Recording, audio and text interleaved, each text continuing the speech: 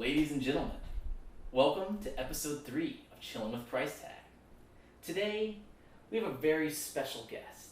This guest is a musician, a violinist to be exact, a classical player by day and a contemporary mad scientist violinist by night.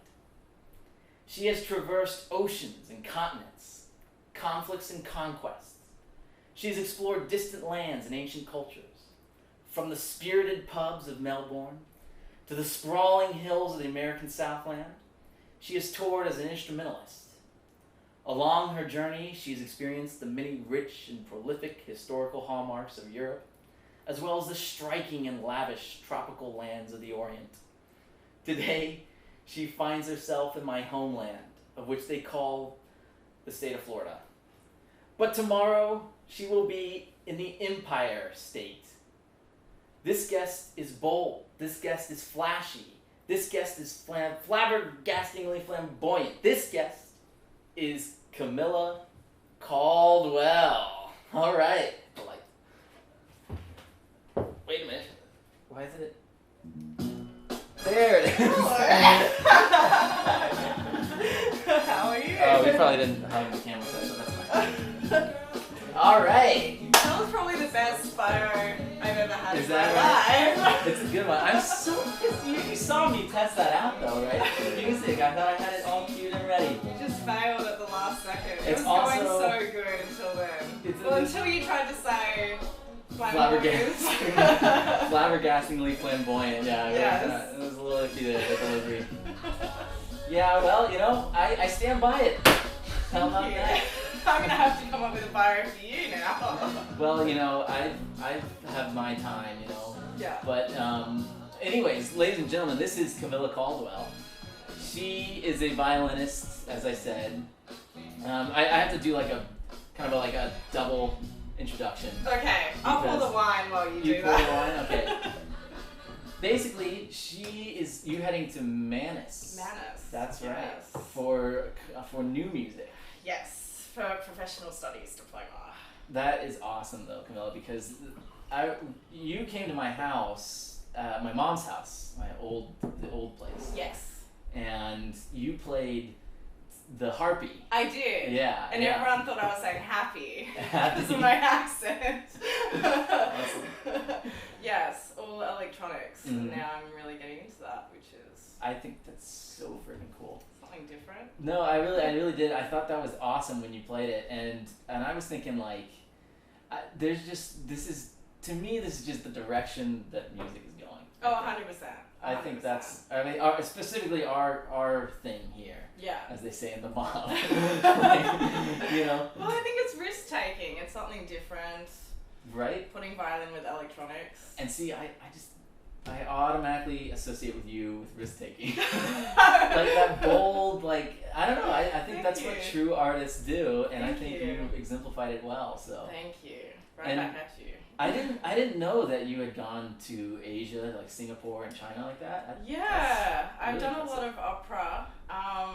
Unfortunately, someone told me once that I've been to 30 cities, and Really? I can only name about 2 or 3 that I've gone to, Wow, that's which is pretty pretty bad. bad. That is pretty bad. But I think musicians, once they're on tour, it's kind of like blindfold. No, You know? that's rock star lifestyle. Rock star That's what you- lifestyle.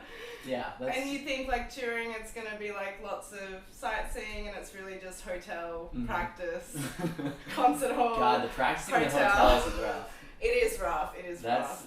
yeah. You never know how thin those walls are and No. how angry those people behind those walls Oh can be. no!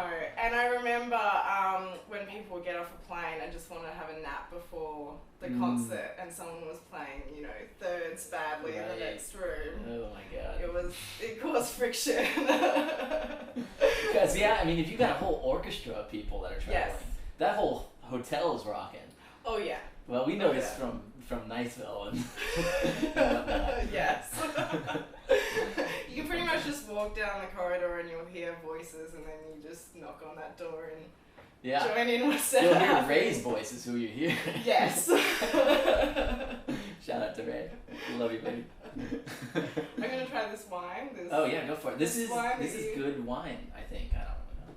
2015 Barolo. This was so over the span of the quarantine, the lockdown. Right. Aaron was staying here for like I guess since March, and then Staying with you? Yeah, she stayed here. Nice. She stayed in like the guest room over there, Mm-hmm. and throughout it, what we tried to do was these like little wine and cheese like days. I love that. It was so much fun, but like it was fun for us particularly because she didn't drink a whole lot. No, she doesn't. And I don't drink a lot of wine, so we were like, well, this is gonna be. What we did is we ranked them. We went through and we had like this really intense system for ranking each cheese, each wine, and like the overall experience, like 1 through 10. And we had a whole chart. I wish I had the chart. That's I don't amazing. know where it would have gone, but that sounds like a day. well, what it was it helped me learn my wines, and I always learned you always drink your wines out of a whiskey cup. Oh, really? No, I'm not too gullible. I'm like talking about how much I know wines, and then I'm like looking at it like, wait, I've got this whiskey. I was like, have I been doing it wrong and embarrassing myself for years? You know, this is just this is the way to go. This is kind of where we're at in the pandemic. Camilla, I'm gonna teach you how to do wine correct. Watch this. Okay. So you don't. So you poured a little bit too much there, but that's fine. It's fine. What you do here is you look at it, and a lot of people like this is a noob move. You don't. No, don't ever do that. Or don't like you don't do this. Just check the colors. If you want to check the color, do this. Tilt it, and look at it that way. Oh, look at that. That color. Oh, the pretty colors. Actually, not that great of color. Thanks. Okay, cheers. Cheers. Now I remember when we were doing this, but with shots in the Bermuda Triangle in Vienna. Okay, yeah, you're bringing it right around. So Camilla and I, we met almost a year ago. Well, not exactly. It's like a month ago. Yes. And a year ago. Yes. But in June, basically. Yes. In Vienna, as part of this Vienna Opera Music Festival. Yes, but we learnt from the same teacher. That's what was crazy. Yeah. Yeah. By the way, quick tangent. We have the best teacher. We do have the best teacher. This guy. I'm such a fangirl. He's just amazing. Well, no, it's because it dawned on me the other day, and I'm taking a massive tangent here. We're gonna get back to the. Let's go for it. I'm all for tangents. You know, the thing is with Ben is he like has been keeping up with people during this COVID thing, and has been really like generous with his time 100%. and with his efforts here. I stalled because I'm not disciplined enough. Basically, I'll just own up to it. Yeah, that's fine. Let it all out. It took me a while, but this is the first time I'm doing his technique thing. I don't know if you realize technique stuff. Yes, I was a little slack on the technique. But what it's doing now, it's getting me motivated to practice. Like I practiced 100%. today. I did that. I did practice today.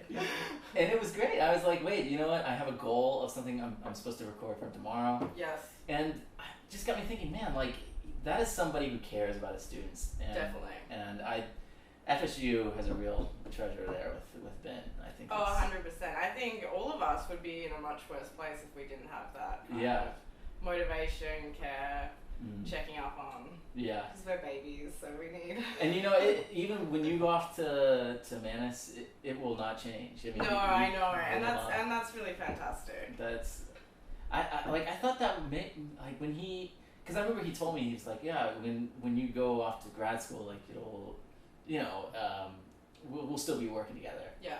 And I didn't really understand that at first because I was thought maybe like, okay, maybe that's just what all teachers do. All teachers don't do that. No. That's not something. That's something that's They're particular like, here's to the world. Bye. But it's something that I really appreciate. So I just wanted to brag a little bit on our teacher because he's amazing and awesome. 100%. And one of the reasons I've really followed modern music as well. Really? Yeah. Because that makes sense actually. Yeah. Yeah, because a lot of people would like look at Harpy and be like, oh. Too much. Just backpedal a little bit. Yeah. But yeah, he's all for all that stuff. So, which is good. That is good. Yeah. I mean, it's something that. I think it's something that. Well, it's just been a huge influence on me, obviously, and I think everybody teaches. 100%. But anyways, back to Vienna. Back to Vienna. So yeah, we get to Vienna and we bond over the fact that we have the same teacher and we get to know each other. And yeah, we had a hell of a summer. we did a lot of stuff in. Yeah, that was But crazy. even the operas, we did so many operas. Right. That season. There she is, Vienna. I've been trying to improve my math skills lately. Oh, nice, nice. And we should probably tell the audience about Deflate a Mouse. Yes, yeah. I'm gonna let you. Okay, well, we were playing Deflate a Mouse, and that was one of the operas we were playing. And then we randomly stumbled across a club called Flate a Mouse in Innenstadt one night. Yeah. And went in, and I don't know, how would you describe the music? Oh, it was that's actually the reason I played Casey and the Sunshine Band when you walked in, because I thought about our time there. I almost played Deflator Mouse. I almost chose that as the opening track. But to me, this just here. Let's listen to this one more time.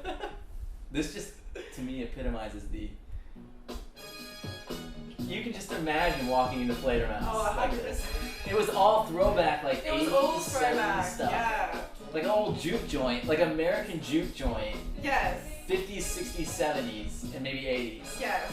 And there was like nothing like that around the area. It was just this random club. But it was awesome. It was the place to be. It was if the you're place in Vienna, to be. You gotta and I check have out to the say, usually I'm the last one dancing, but you gave me No. a run for my money. Well, I'm the last dancer. Where I come from, I dance until it's all done. Yeah, I'm surprised. We all gave a pretty good fight though. We did. In some of those videos, it's just we're like sweating on this, like you going to this like disco nights. Makeup everywhere, like looking like a mess. But the best part was meeting people. Meeting the Viennese are very nice people. They're really nice. Yeah. Really friendly. Yeah, let's do this so just in case it's not. Sorry. And that's how we found out about the Bermuda Triangle, was in a random conversation. Yeah. In that place. The Bermuda Triangle was fun. Yeah. Yeah. It's how should we explain? It's like a triangle of bars. So it's like there's a street, and going down this one street, there's two other streets meet at the center. Yes. I would say. Yes. And if they call it like the I don't know what I'm doing with my hands here, but they call it what do they call it? Bermuda Triangle. Yeah. And we didn't really. You were probably going out more than I was at one point in time, because. You, I think, had a busier schedule first. Oh, I actually didn't. Oh no, you didn't, because you didn't. Well, your cast had a. Yeah, first. The cast had a busy schedule, and what it was that there was something about. I can't remember exactly what the situation for me was. I think I was just.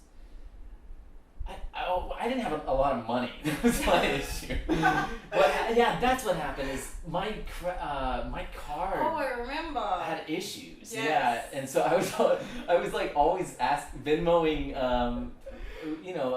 Chris and Kenny for money basey. I was like dependent on them, and we had the two keys, so I had that issue going on. Oh, I remember that. Yeah.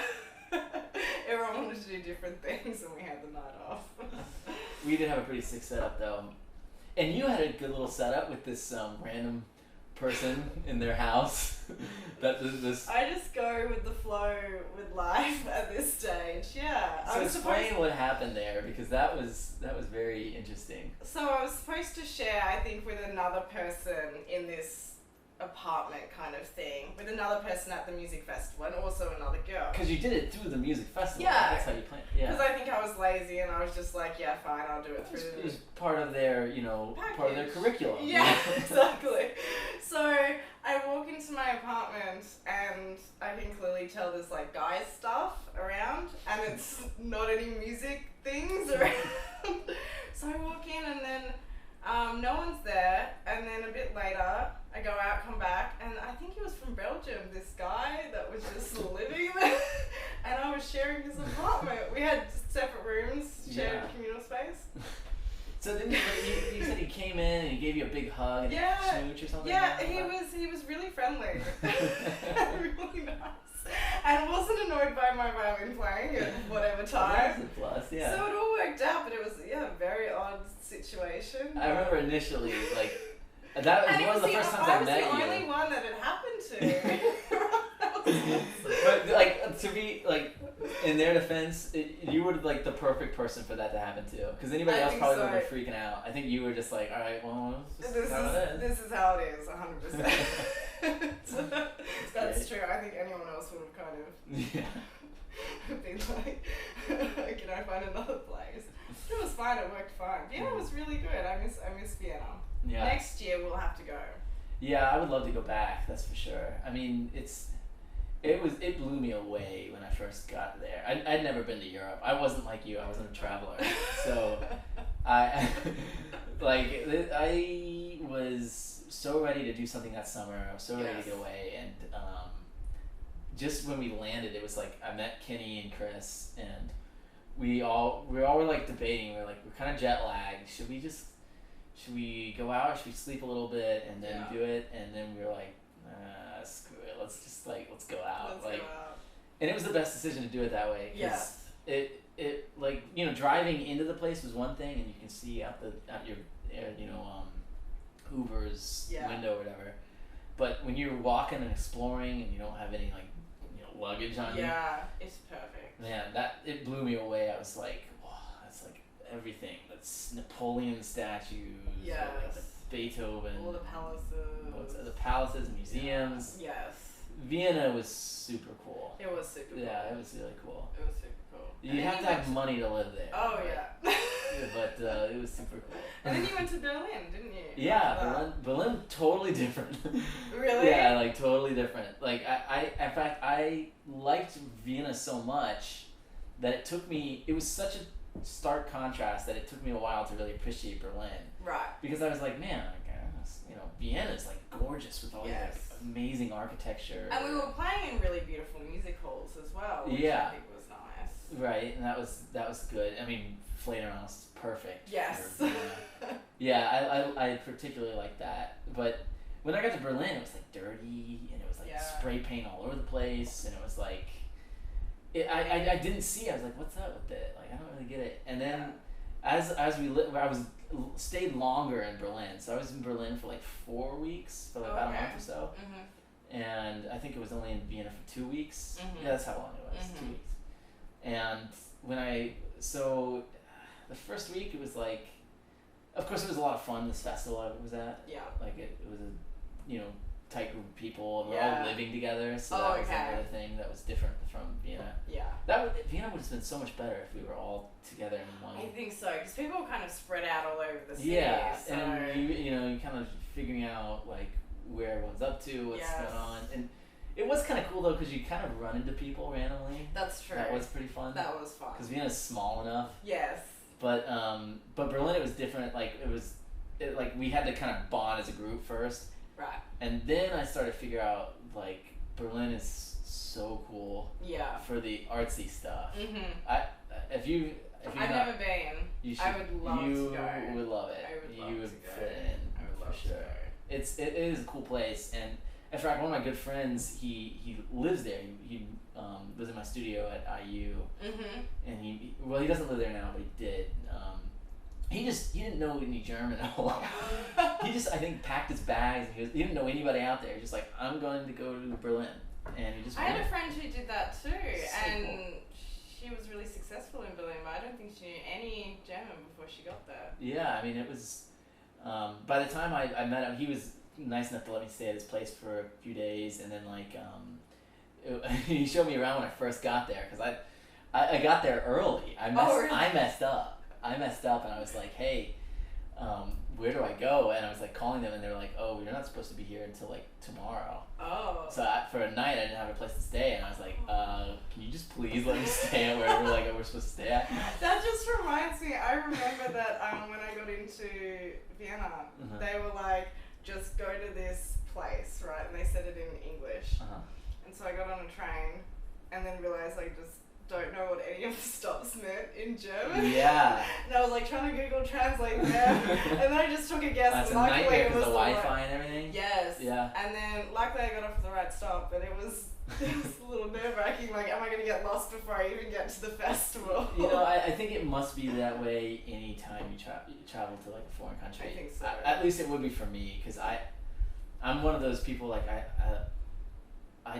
if I know the language, I'm okay, because I can read the signs pretty well. Yeah. But if I don't know the language, I'm screwed.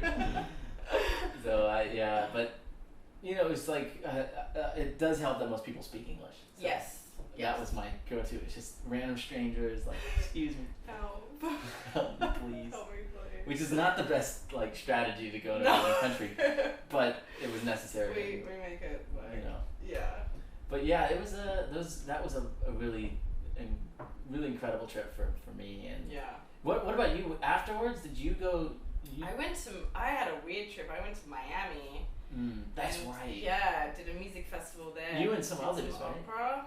Like from our group, or was it just you? No, it was just me. That's right. Because So they made you practice a lot before. I remember. You were practicing like. I think I got into Miami and I was like, great, I have an audition in 2 days of these excerpts. Because Vienna was just so crazy. I did not think our schedules would be that. Oh no, yeah. Oh, that was bad. Yeah. For some people, I got. Yeah, not for you. But that happened, and then I weirdly went to Italy for a music festival and got on a bus and ended up really beautiful place. And then I travelled back to Vienna, and then I travelled to Australia for a little holiday, and then back to Florida. Naturally. So that was the worst jet lag I've ever felt in my life. Oh my god! Yeah, I can imagine. For a week. It was So wait, Europe,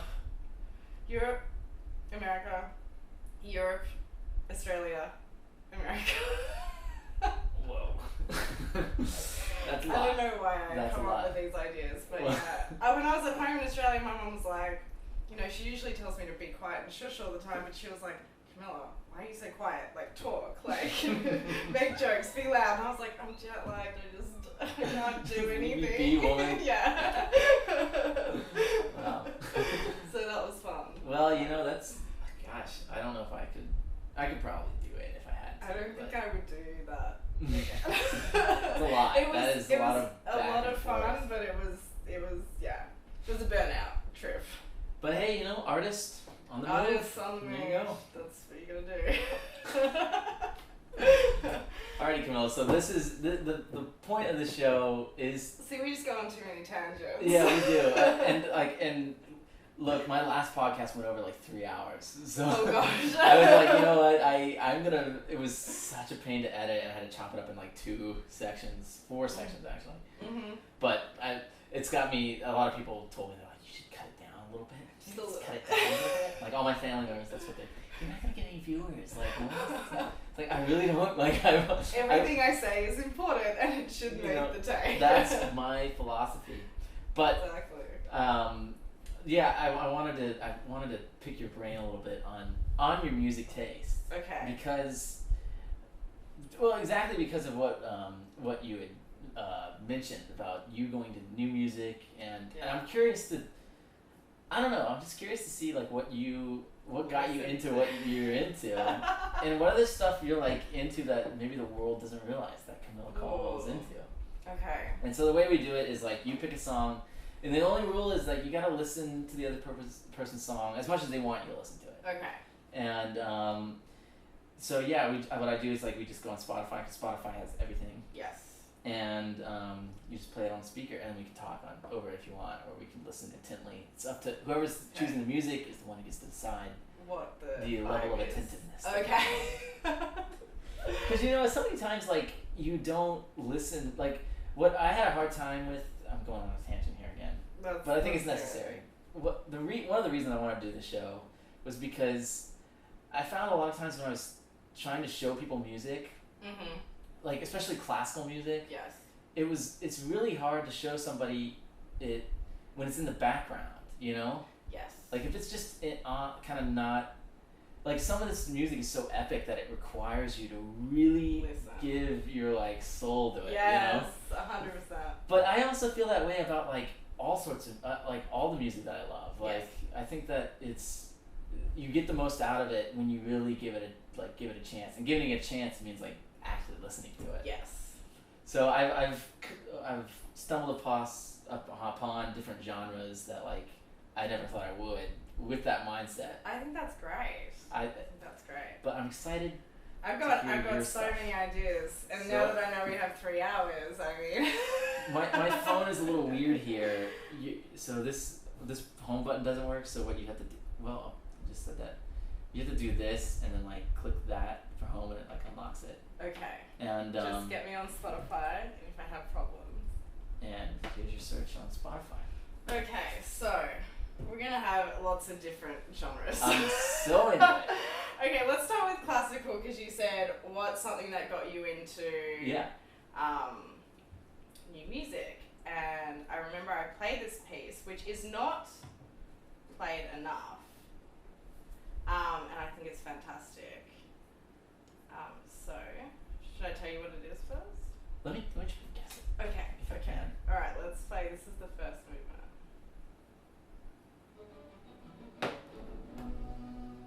I'm not gonna guess this. Well, let's turn it up a little bit though. Let's turn it up. I'm not peeking. I'm just trying to turn it up.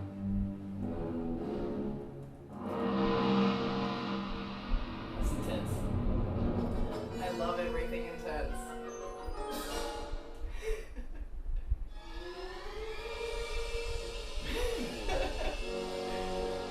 I love some brass. I'm trying to figure out. It's really not done enough. That when I did it in Australia, apparently it was only the second time ever in Australia it was played. Would I know the composer? Yes, 100%. Okay. You would know the composer. I'm trying to put it in a time frame of like an era, and by the look on your face, I feel like it's a trick question. It's a trick era. You definitely know the composer if you think of modern composers. He was really obsessed with like birds. Actually, once heard a story, I don't think it's true, that he used to like talk to birds. Like Really? that was like what he liked to do. Is it French composer? Pierre Boulez? No, but getting along with it. Okay, I'm gonna take a gamble here and say someone like. Well, no, this is. Sorry, I'm like sweating. This is, like, This dreamy. Florida humidity, I know, I'm it's not used to crazy it. outside. Also, these lights are. They make us look beautiful. There's some crazy stuff going on here, though. It's 80 minutes, I think, from memory. It's a pretty long symphony. I think originally it was based on Tristan and Isolde, I think. Ooh. It has a kind of short name, but it means like a lot of things translated. It doesn't sound like completely atonal, but it's going there. I think you should have a look at the composer. Okay. Yeah. I give up. What do you got here? Ah, Messiaen. Yes, Triangular Symphony. Ah, that's I should have guessed. That's a good one, but I don't think it's played though. Symphony number 1. I've never heard this. Yes, it's really good. It's very like creepy and it's about love and death and. So this had an impact on you early on. Yes. I just loved it. I thought it was great. It's also a huge orchestra is like needed for it. I can't remember the instrument, but there's also like a particular French instrument that's rarely used that you have to like import for this. Sure. There's a lot of like kind of boom kind of thing. I don't know how to explain that or put that into words, but I remember it just reminded me. My dad came to listen to me, and my parents like don't really get.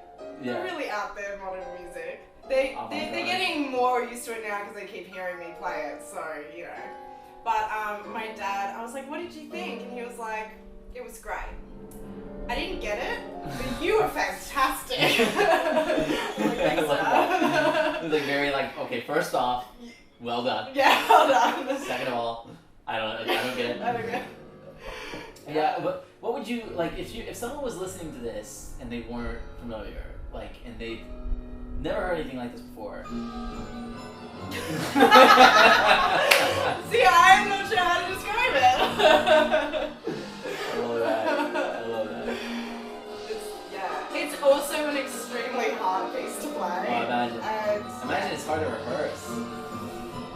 This was pretty brutal.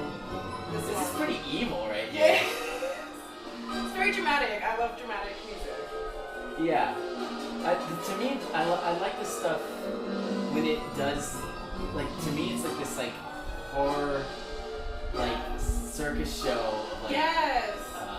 You know, really twisted and, like, demented stuff. 100%, yeah. I like that kind of disturbing, gritty quality. Well, I think sometimes, like, the world needs that, you know? Oh, yeah. Like, just to remind people, like, hey, the world is crazy. Like, if you brought these walls, like, you're in your, like, little mansion, your society, and everything's dandy. If you go out to the jungle, this is how it feels. Right here. This is the soundtrack that happens, Yeah, I like that. Yeah, very cool. Let's do completely different. Let's just jump all over the place. Well, on that note, it's getting near. I think there's a lot of movements. I can't remember, but it's very long. Yeah, I'm just trying to think about that kind of mindset of, like, very, very brutal and harsh. Yes. Maybe I'll try to throw you a little curveball here. Ooh, okay. Don't throw me anything embarrassing that if I don't get it, I'll just humiliate myself. No, look, I don't claim to be like a know-it-all on this stuff. I like what I like. I just think this is so epic. It is. This is like... Could be like a film soundtrack. It's just really like... Yeah.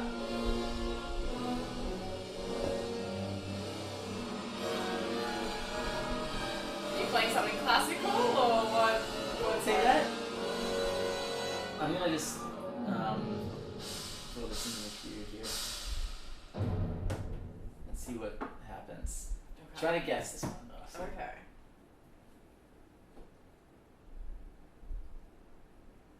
Let's see what we got.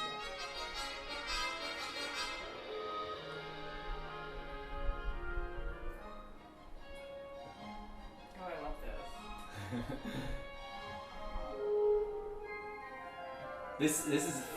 This is gonna be a trick question, because when I first heard this, I was like, "What? This is not him." Yeah. But I'll give you a hint. Okay. He's awesome. I'm sorry. I was gonna give you a hint, but I realized the hint would probably give it away. Yeah. I love this part. I love this. Here's what the hint would be. There may be a little sarcasm in this. Oh. There may be a little sarcasm in this. It's gonna be a massive trick question, isn't it? Pretty massive trick question. But if I'll give you like a couple shots, and then I'll give you one more hint that I think might give it away. I really have no idea. I love it. I mean, I want to play it. It's a Russian composer. Russian composer. Oh.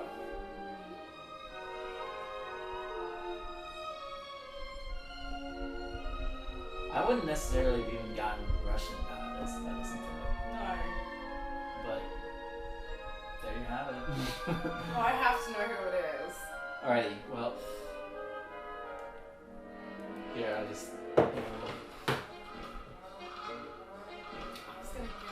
Really? I was like, no, I can't. Because when you said sarcastic, I was like, oh, probably Shostakovich. But then I was like, it really doesn't sound like him though. It doesn't at all. Shostakovich's music. Such a trick question. It normally is what you just played before. Yes. And I was really triggered over this past week because I'm reading this book by this blues writer Ted Gioia.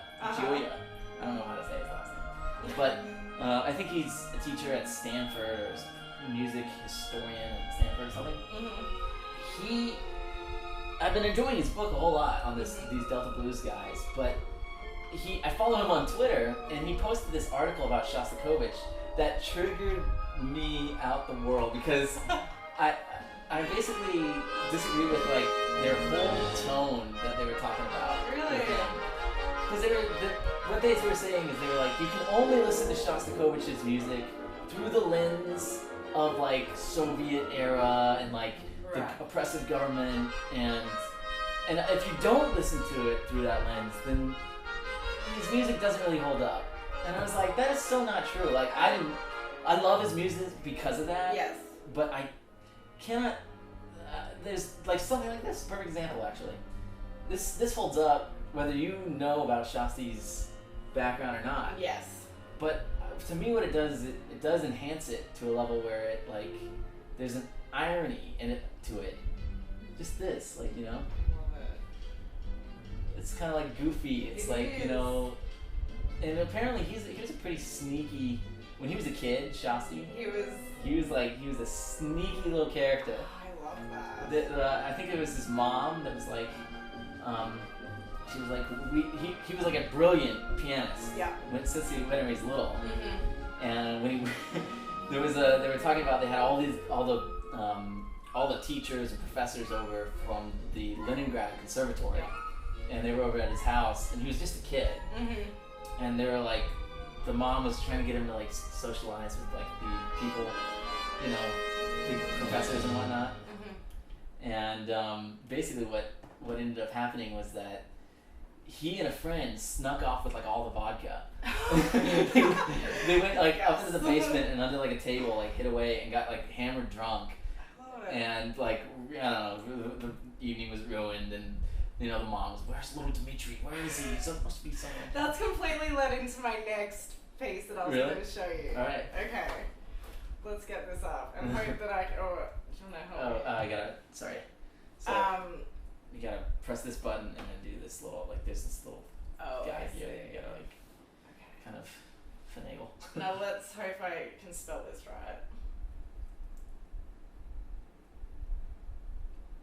And we'll see who's playing it. By the way, do you like this wine? That's a no. No, it's good. I don't like this wine. I love this wine. This wine was one of my favorites, but I don't like it now, and I don't know why. Oh my gosh, why am I having trouble spelling? Can you not spell, Camilla? This is crazy. I'm pretty sure this is how you spell it. I think it's just Oh wait. Are you still in? If it's on Spotify, you might be searching in one of my playlists. Oh, yes. Yeah, try it. I There would you say, have it. I'm pretty sure I know how to spell this. Yes, now I got it. Yeah, Shosti he's one of my favorite composers. Probably is. It's either him or like Beethoven. I agree. Now I'm not sure which player we're going to get, but maybe we'll just take a pond.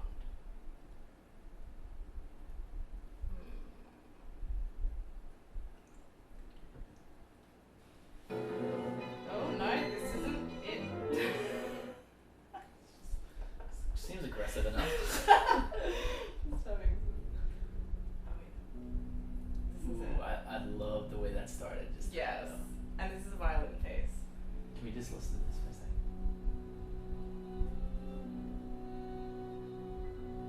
Yeah. That is cool. Very cool. Very hard to get a tune that's all fifths. From memory. Is this like Cacciatorian? No, but it does sound a little. So, the reason I brought this up is because this is also a story. All my stories may not be true. But apparently, this composer was came back from a holiday and just got smashed with his mates and like put down some sketches of this piece. Yeah. And then it developed into this. Yeah. That's like some Berlioz right there. This is a very fun piece to play. See, I love thinking about composers like that. Or like thinking about like back in their day, they probably partied. They probably were like they all lived, you know, like they just didn't have like the crazy stuff we have. Exactly. My past teacher that I had when I was at school for like 13 years, she was like, Camilla, you just need to go out and have memories. Don't just like lock yourself in a room. Because that's what music is about. It's also like memories that you have. It's true. true. adventures and. You know, when I was in my undergrad at FSU, I spent most of my days locked in the room, but it would be the nights where I was like, all right, I gotta do something. I mean, I basically just made a decision. I was like, you know what, I'm just gonna practice, but I'm gonna not really put into like my classes. So I would like skip class and go practice. I don't recommend this to anybody who's in music school. This isn't the way to do it. But it's the way I sort of did. But I also, like, to me, I'm a very social person. Like, I like. So am I. Yeah. I kind of need that. Yes. I need to be able to go out. I don't necessarily need to be going out like this. Like, I don't. Listening to this, imagining me like stepping out. And, all right, here we go. Night of revelry. Yes. I feel like I'm playing a lot of dark, twisted music. But actually, the end of the introduction here has double stop fifth harmonics. I don't think I've ever struggled with something more in my life. So you played this? I played this. Oh, that's it's a very awesome. fun place to play. Who is this? I have no idea, actually. My favorite recording is Kogan, but... Simonowski. I might have butchered his name, but I do like his stuff. Hold on. That is cool. I think there's a piece that I really like that I think is by David Oistrakh. Yeah. Boy, I'm liking the way this podcast is going already. It's great. I also like pieces that you can just like shred in, do you know what I mean? And this is one of those pieces. Yeah, I can imagine you playing it and just like going at it. Yeah. Those pits is sound fun too. So this is a sonata, I guess? Introduction to Tarantella. So Yeah. yeah. This one says nocturne Tarantella. Oh, Nocturne Tarantella. Sorry. I just embarrassed myself just then. Should I leave? Just get out. I love as a musician that you can hear something and probably remember how the fingering goes and how the melody goes, but remembering the title of the piece is like another story. I used to, there was a guy, I won't name any names, but this guy was like a real, like, kind of hard ass, and one of his things that he would do, he would go in master classes. Like, someone would play something, and the first thing he would ask, like, all right, when was this written? And then he would be like, so what was happening in this, like, he wouldn't stop until he found something that you didn't know. And then he would be like, why wouldn't you know that? Yeah. Like, you're playing the piece. What like, and like, I remember being in one of these master classes, and the girl, poor sweet girl, That's you the know, worst is when just- you're sitting in a master class. Oh it's my always God. worse than when it's happening to you because you just feel so sorry for the person. Yeah, and I know, because it's like, everyone in the room felt that way. Yeah. And they were like, you know, that she's in tears, and he's still like not getting it. He's like, well, I don't understand. You don't know it. Like, I've been in many of those master classes before. yeah, it's rough. But yeah. that's such is life. What I do find ironic is like a lot of those people are out of a job now, Yes. unfortunately. Yes.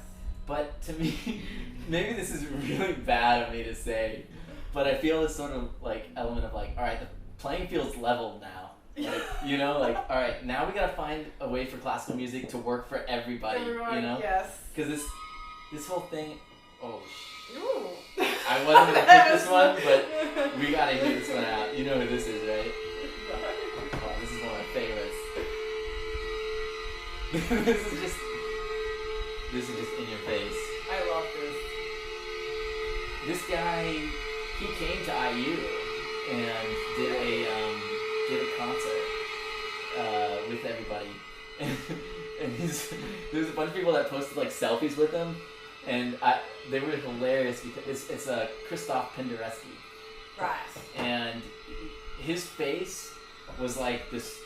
I think he's Polish, and I think he lived. I'm pretty sure he lived through like the World Wars. World War II, not like He might have. The look on his face would have made it seem that way because this guy was just everyone just like this like an angry face. Mm-hmm. You can hear it, you know. But that actually wasn't the one I was going to play. Although this is pretty cool. This is the Trinity to the victims of Hiroshima. Pretty intense. Wow, pretty intense. But not what I wanted to play. I wanted to play this one actually. Also,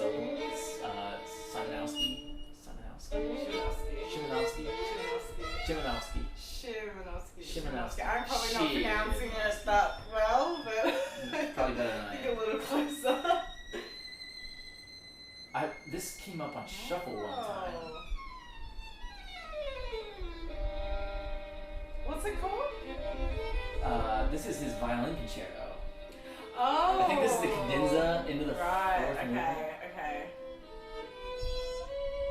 I normally don't really like stuff like this all too much, honestly. But this one, it popped up on Shuffle one time and I was driving. You're like, oh.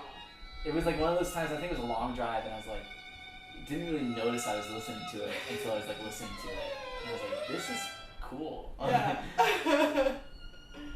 Because I love this. And it's also Oistrakh, so I'm just like, man. It's like you playing away. Why don't you sound like that? But he's also just such a great artist. He is. Like, I can almost see him like using that full bow that he does, you know? His bow stroke is like to die for. I wish that just magically happened to me one day. Yeah. Ooh, I love that. It'd be so hard to get in tune though. The way that like the orchestra comes in.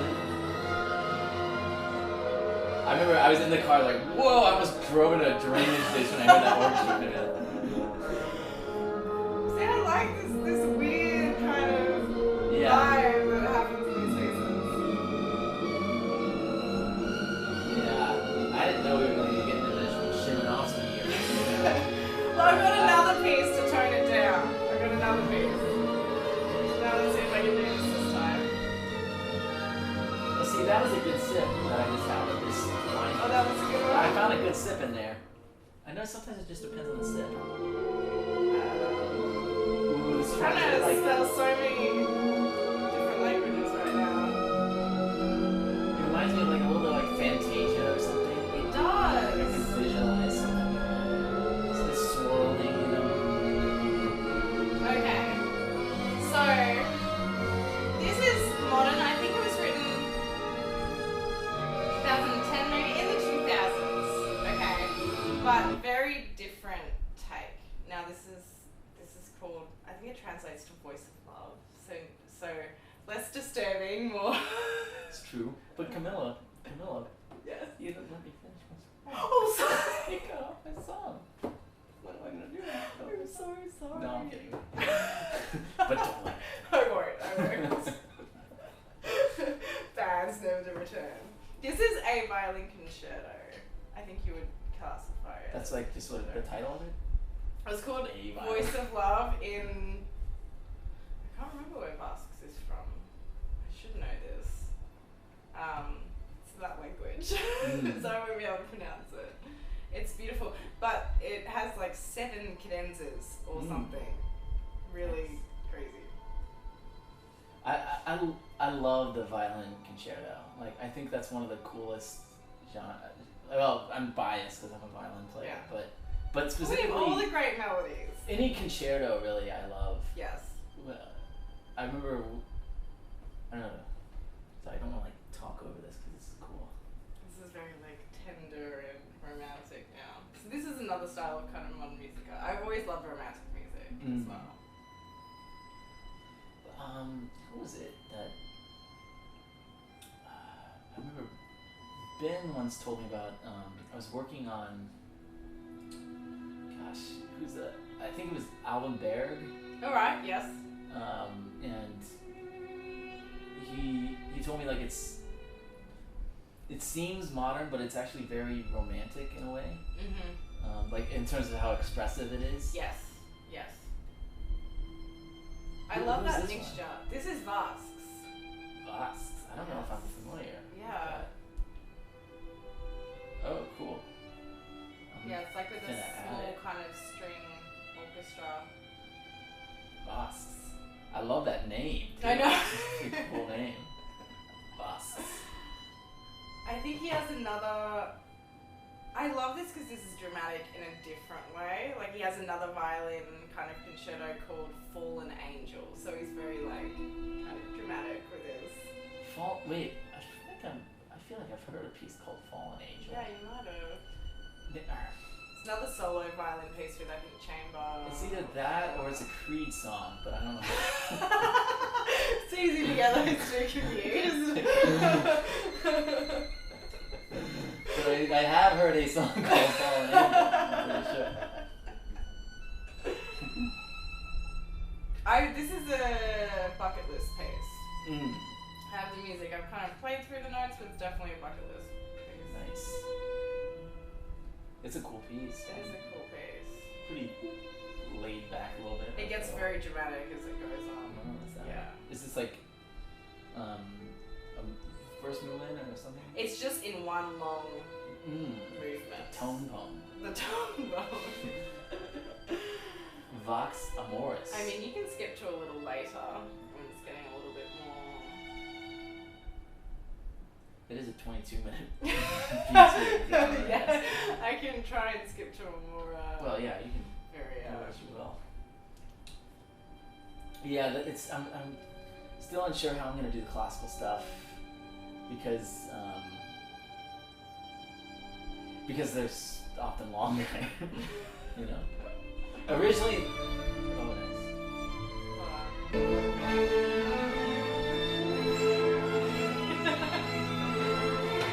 I wonder who this violinist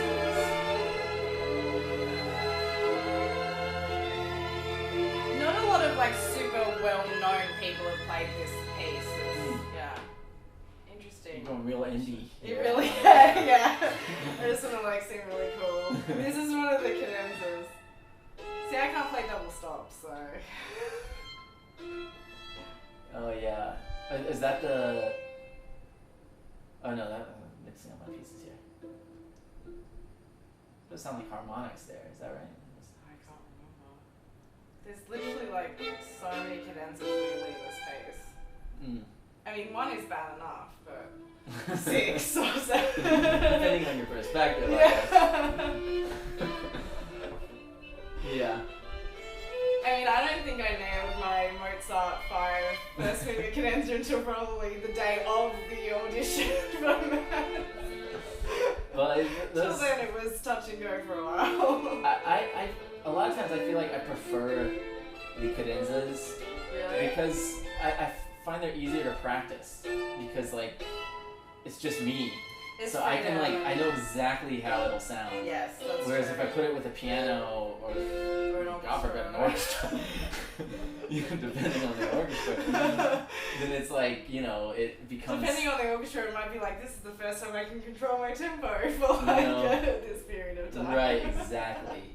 So there's just more complications. Yeah. Because I think we all have that feeling when you go for the first time with a pianist, and you have it in your head, like how you're going to do it, and then Yes. everything changes. And Yes. You're like, whoa. Yes. Yeah, it really is a good exercise on humility when you're doing that first rehearsal. Oh yes.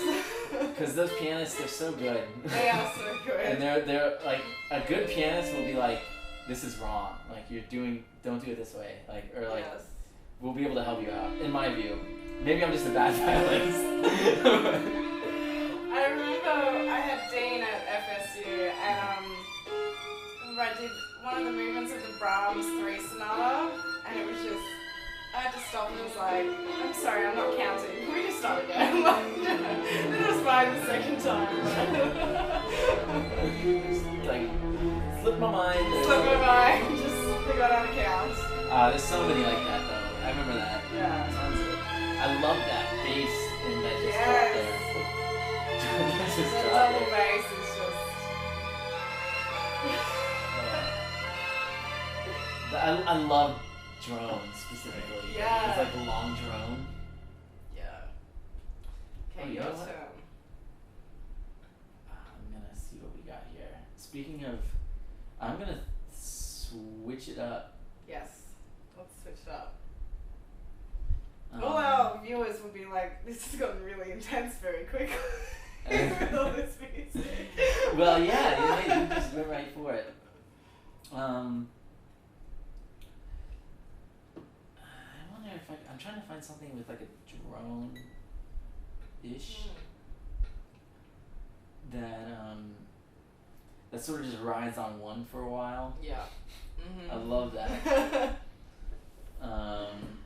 But there's so many examples, but I just don't know.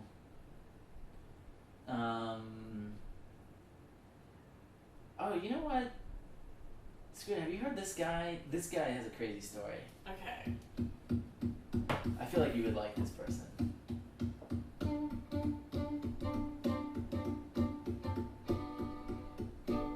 This guy, man.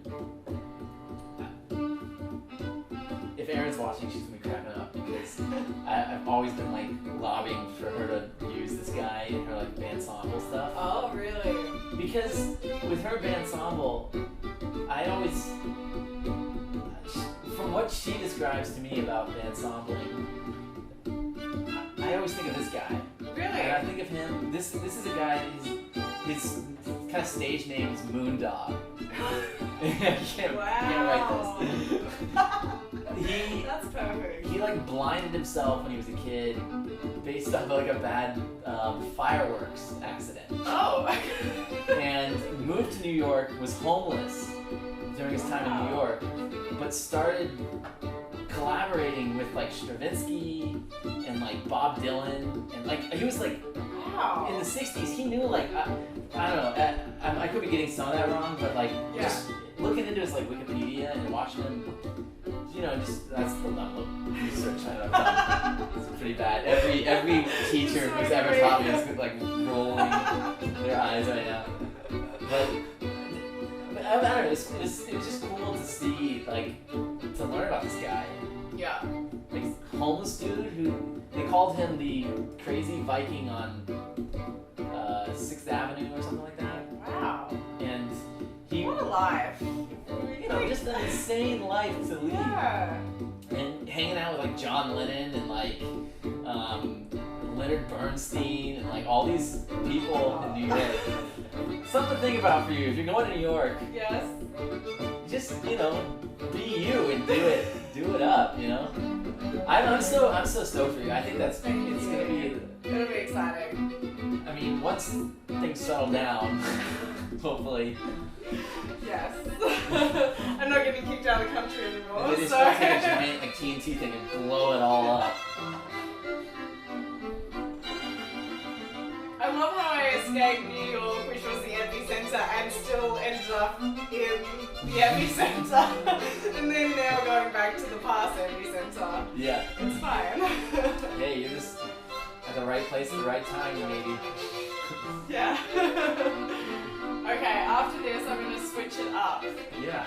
to something non-classical. Here, let me. A good little technique to show you. Okay.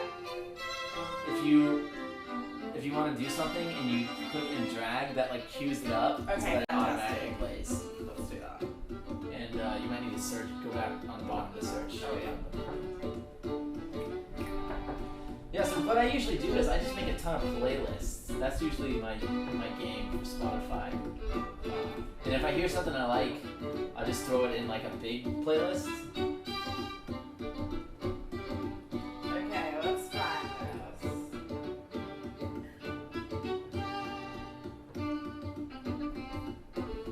Okay. I will ask you how much much of this will listen to. Or is it boring? No, I really like this. So what's the name of this person? Moondog. Moondog. I'm definitely gonna go home and check this out. Check out some Moondog. He's got a bunch of crazy stuff that's like, he's got symphonies and like, wow. This is like just some shit coming in that he wrote or something. But as you do, you know. As one does, you know. I don't understand this wine at all.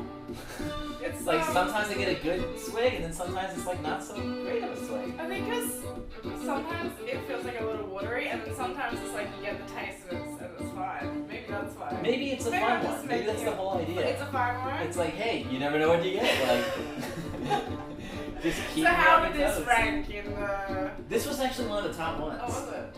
But you know, it was in its prime back then. Yes. And maybe should have thought this out a bit, but it's fine. We've got good music. Alright, feel free to. Okay. You get the gist of this one. I like this though. Okay, so now we can return to classical music, but let's do something left field. It doesn't have to be classical either. Okay. All my Australian friends will love me for this one, but I don't think you're gonna know it. Sweet, awesome. You're culturing me up. Yeah. I saw these guys live January back in Australia. Very fun band. This is cool. Yeah. I like this. It's good vibes.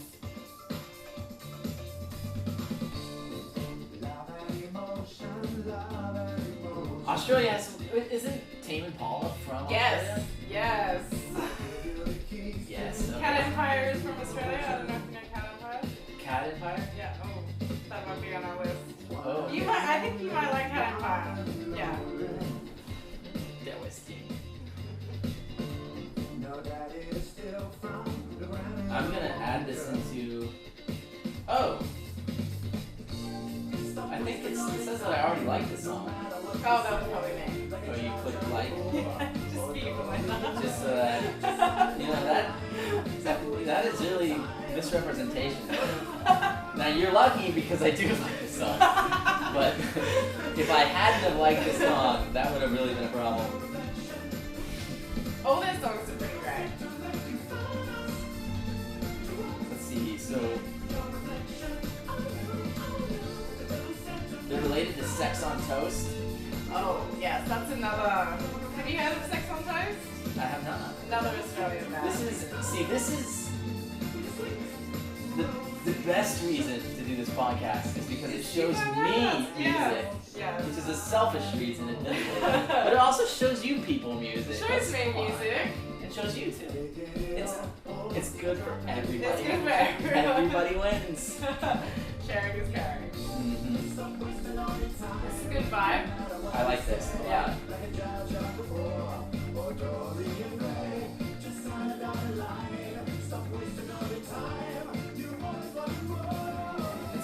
It's got a fun vibe to it. It's got a very fun vibe. And when you see them live, they still have that energy of that kind of like new band, you know what I mean? Yeah. You know? For sure. That you kind of lose when people get like too famous, but they still have that really fun vibe. It's true. And what I'm noticing too, the little strings in the background, this makes a lot more sense. Camilla here, this makes sense because this sounds like the piece that I played at the very beginning. The boogie vibe. Yes. With the strings, yes. you know? Yes. That makes sense. Yes. That makes We can sense. dance to this. I've got to find something that I think is appropriate in this one. I like this though. This is.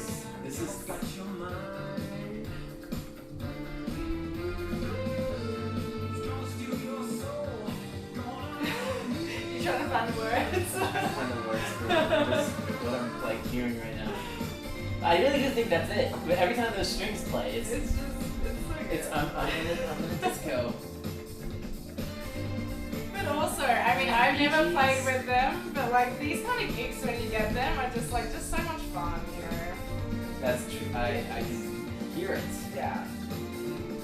You know Snarky Puppy and all that? Oh, yes. Did you know Jacob Collier? Yes, but you should. I really like him. I was thinking of playing some of his music tonight. See, but now I want to play something that you haven't heard. Though, Okay, okay. I've got to play something. But have you played anything by Jacob Collier, like on this YouTube? Yeah. Not yet, actually. I don't think I have. Some people might not have heard of him. It's true, it's true. The best, if we're gonna do Jacob Collier, one of the ones I really like.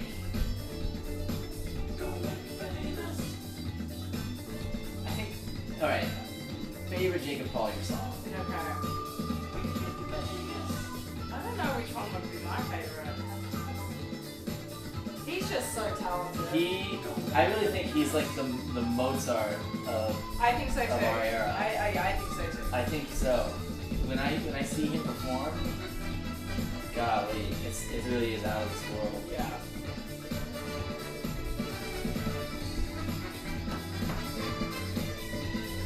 See, we could be dancing in Vienna to this. I can see it. I feel like we could open up a bar to complete with Plainer Mouse. I think so. We could call it the Blue Danube. and we could do just try to one up them a little bit. Yeah. Alright, this is my favorite song. Okay. From Jacob Collier. Mm-hmm. I was driving when I heard this song. A lot of these songs I've heard when I'm driving. Driving.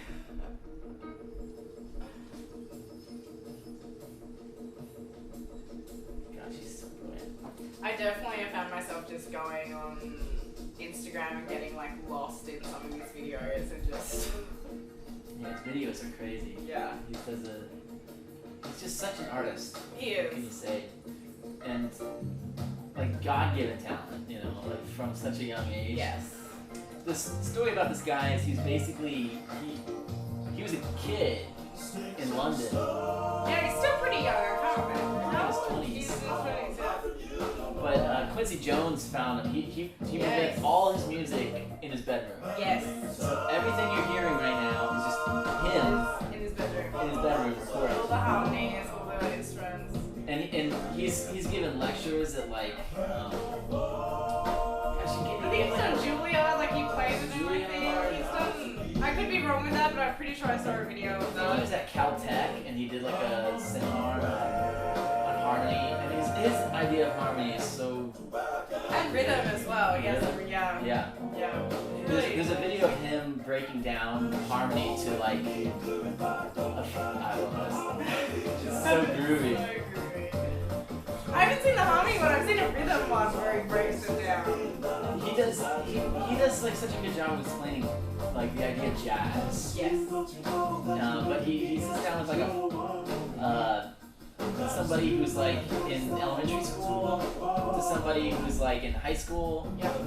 and then like a college musician, professional pianist, and then Herbie Hancock. Yeah. And he sits down with all of them and attempts to explain harmony. Yeah. And I'm gonna have to watch this. yeah, just this sort of stuff like this. I know. Like drifting out. Yes. Very kind of like psychedelic and Like these harmonies right here.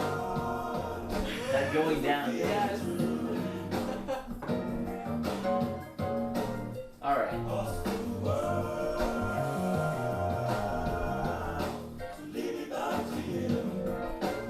I love that we've gotten now full circle into something different. I don't know if there's A little probably bit. not a whole lot, but you can. But you had more than me at the beginning, so that's fine. That's true. That's the way I'm justifying it. Cheers. Cheers. Alright, I thought of the next one. I'll line it up. Yeah. Such a good job. You gotta hear the solo that he does here. So Even layers. those little lines. are so Yeah. expressive. Like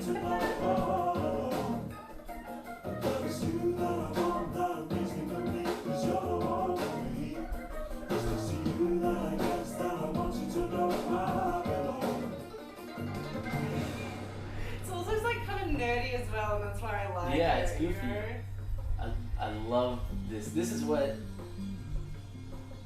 the whole thing is great, but I remember just driving and I was like, man, this is really good stuff. Like, Yeah. whatever this is. Cool idea there.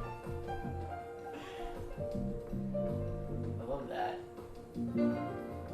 He's just like playing around, just like singing. Okay, what are we doing here? Some cool stuff. It feels very like raw and authentic as well, which I like. Yeah, and totally in the moment, you know. Like Yes. You know, he's just playing. I'd be so fascinated to have a conversation with him about how he thinks about music and Yeah, composing. and he's singing too. You can hear him like Comes up with so many scatting. different ideas. You know who else used to do that is Hendrix a lot. When he was doing a solo, sometimes he'd start singing exactly what's playing. Oh, really? I love it. You know, it goes back into this. We should try doing that in auditions. Some conductors do it, you know. They're like, they're not playing. On one of my auditions, I won't say which one of the auditioners was singing while I was playing, and it was Oh my god. it was really distracting because I didn't know whether it was a good thing or a bad thing. Probably good. I think so. I would think so if you're singing along. It was, you know. If you're singing along, it means you're singing something you can sing along to. You know? I just love this. This blows my mind right here. When he does this.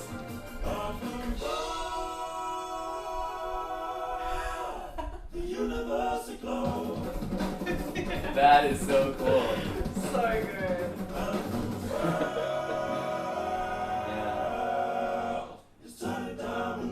His harmonies are insane. Yeah. Like, And the videos, I think how Quincy Jones found him was he would just put out these videos of him just harmonizing, and it would be like different little sections of him yeah. and his bass, like singing along. Yeah, I've seen those. And Because his voice, like he's got an incredible range. Yes. He goes very low. Yes. And pretty high too. Yes. It really is. It's like when you see him going live, when it's not done in a corporate way. Sometimes I feel like I've seen him being like pushed on morning shows and stuff, Yeah. and it's like they're trying to cram it into some product in like a 5-minute interview. And it's like No. he's running all over, jumping around. Yeah. It just didn't really work. Like, but if he's in total freedom and in his elements, Yeah. him jamming, like Yeah. there's tons of videos on YouTube. If you're out there and you're just like I always YouTube, forgot there was an audience there. what you guys need to do, check him out on YouTube. Just like Yes. anything that he's like jamming to, like a little like someone off of someone's iPhone is just recording him like Yeah. at a computer or at like some. Yeah, it's really impressive stuff. It is really impressive. Really impressive. Yes, there are people watching. Maybe Completely forgot. one or two. We're growing. This is a grassroots movement. So. Okay, are you ready? Something different? Or we can keep looking, listening. I It's mean, kinda- it's almost really done. like- I think it's almost done. Oh yeah, let's keep listening. I like letting them finish, you know, if I can. I just have so many ideas now. I'm just like Yeah. bouncing all over the place. Yeah, it's just like a party to listen to it. Yeah. I wish he was more on people's playlists. You know what I mean? I wish more people would come up to me and be like, I listened to this the other night. You know? Yeah. Although he's pretty popular. He's getting, yeah. I think I just missed him when he came to Melbourne and like came to all Melbourne. my mates went and I was so jealous. his like collaborations with Snarky Puppy and all that, like Yeah. really fun to watch. Anything Snarky Puppy, Jake Collier, Corey Henry, or that whole crew. They know how to do serious music. You know, I took a jazz course this last semester and I I did not know loved that. it. It was, That's awesome. It was so good. So, who was your teacher? Rodney Jordan. Rodney. Yeah. Oh, nice. It was good. It was really good. It was Yeah, really he was the interesting, boss. like learning about improvisation Yeah. and jazz. Well, you know, my mom used to date one of the jazz faculty members. Oh, really? Yeah, so I knew that world pretty well. That's so good. But it was always a fun to see. They used to come over to my old church to Wildwood, and they would do like every Wednesday night. I think they would have like a jazz set that they would do. Oh, nice. It was a really cool thing. I don't know if they still do that. I kind of think, well, they're definitely not doing it now. But Okay, this one's fine. This is another style of music I really like listening to. awesome. One of my favorite things if I'm in Melbourne or New York is going to a bar with jazz or like Yeah. showground, stage round kind of stuff. You should meet my friend Kayla. Yeah? She's in New York right now. Oh, really? She's dating a jazz pianist. And when she got to New York, I just kept on seeing all. I don't want to dox anybody. I hope I'm not doing. I hope this is kosher. But like, no, she's. Every time I saw on her Instagrams and stuff, she would find these cool little like jazz joints in New York, and it sounds like you would dig. That's what I'm. That's the first thing I'm gonna do when things open up. Yeah. When No. they open up. Maybe next year. For sure. But this is actually a mate of mine in Melbourne, and Oh, really? a whole bunch of my mates playing, including Okay. my ex-boyfriend as well. Oh, how about that? You want to say hi to him? I'm sure you can. They're actually phenomenal trumpet players. They're all really phenomenal players. No, this is awesome. Yeah. It's kind of got like a 20s. It does. I was just vibe to gonna it. say like old style swing vibe. Yeah. Yeah, I love swing music as well.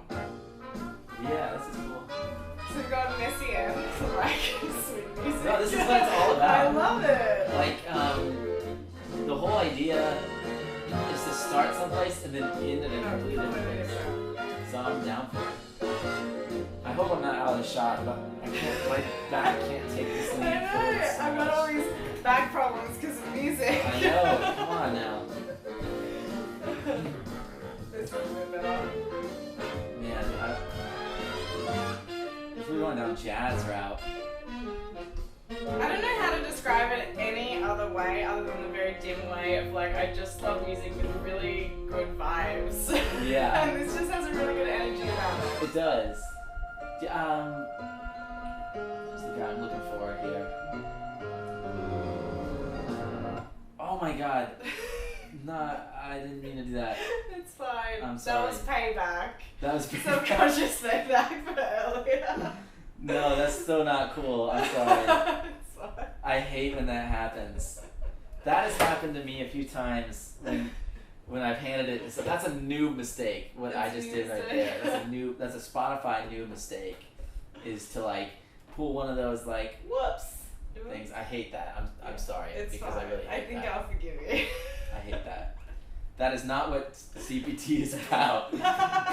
We stand a very firm stance against that sort of behavior, and I like to apologize to everyone at Yes. home. Thank you. It was an error on my part. It's not the way I would have it done. Who are we gonna listen to now? Well, now that we're at it, we might as well. You know? See, it makes me feel like such a dick, though. Here. Do you know Cannonball Adderley at all? Yes. I love Cannonball Adderley. Wait a minute. What? Did they get rid of this album that I like? No. Spotify's doing this lately, and it's got me a little pissed. Oh really? That's just removing. Some stuff will just go missing. No, it's still here. Okay. Crisis averted. I'm just not sure which one to do.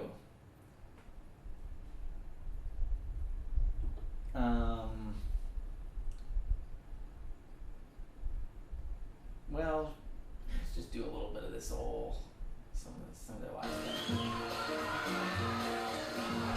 I love this.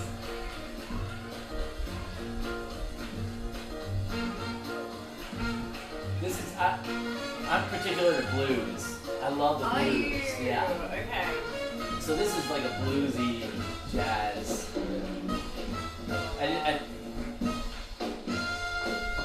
Yeah, it's got that blues in it.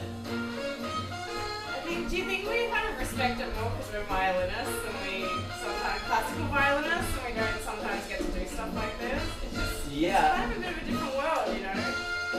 Yeah, it is. I mean,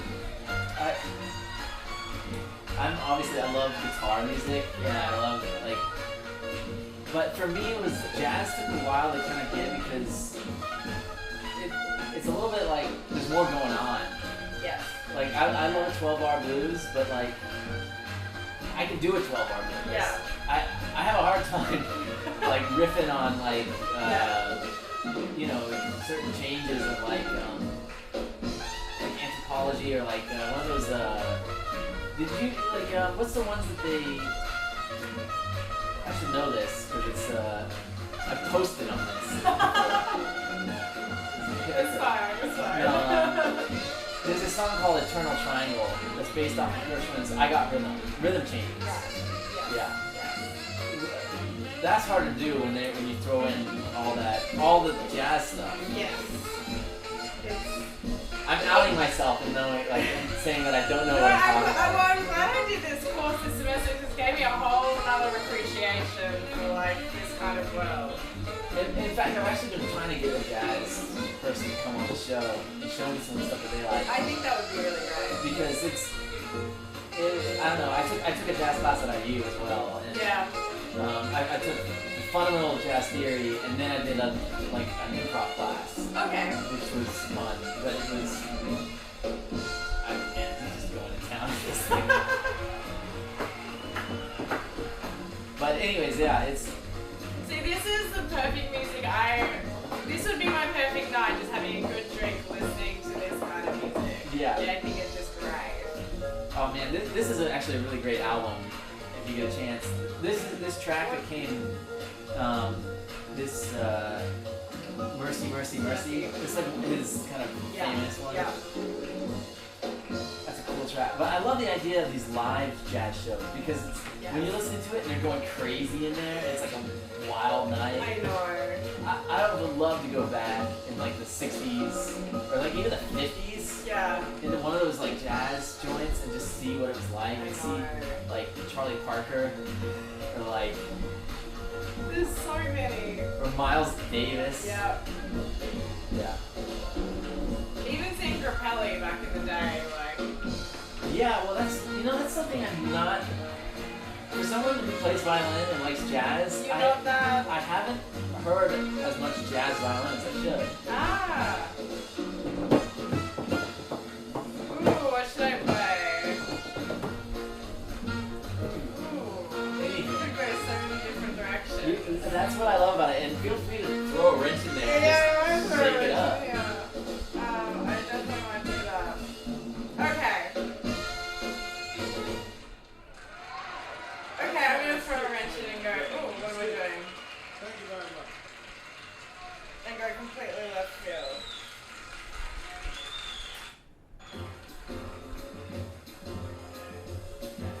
This is good to listen to in the meantime. I'll play a popular song. Okay, let's go that route. Sounds good. But a popular artist, but this is not the song she's known for on this album.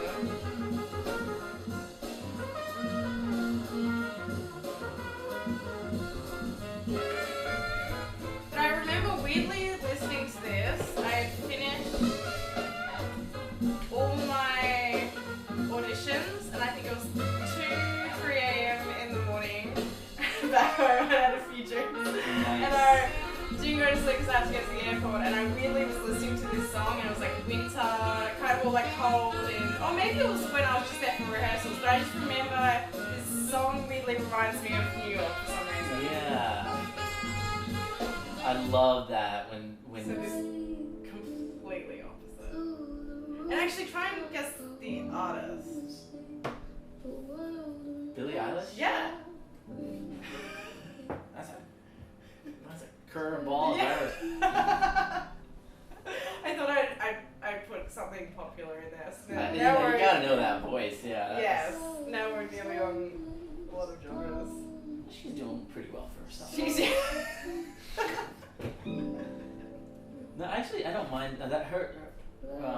I don't mind that song of hers, "Bad" or whatever. that bad guy. Yeah, "Bad Guy." I don't mind it. Yeah.